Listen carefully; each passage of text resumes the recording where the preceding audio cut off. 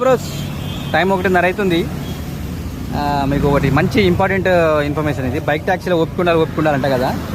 నేను చాలాసార్లు చెప్తున్నా, మరి ఎన్నో లేదు ఎప్పుడైనా ఇప్పుడు చెప్తున్నది. చాలా ఒప్పుకోలేదు, ఎందుకు ఒప్పుకైనా చూపిస్తుంది. ఇదిగో ఇప్పటికి ఎంత 1:30 అవుతుంది కదా, ఎంత అయిందో చూడుది.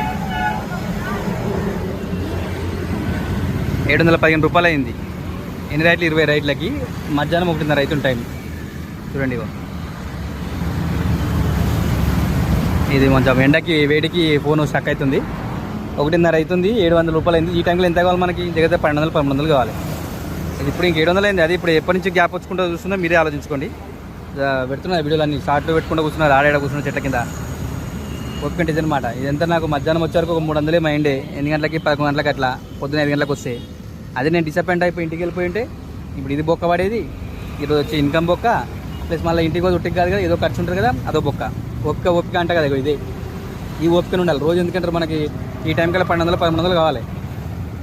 అది కావాలి కదా అని చెప్పి, ఇది కాలేదు కదా అని చెప్పి వెళ్ళిపోయినాం అనుకో, తుస్సుమంటుంది. చిన్న కొట్టుడు ఒకటి, మళ్ళీ కస్టమర్లతో దిమాగ్ ఖరాబ్ ఒకటి, మళ్ళీ ఈ రైలు కాకపోవడం ఒకటి, ఎర్రింగ్ కాకపోవడం ఒకటి.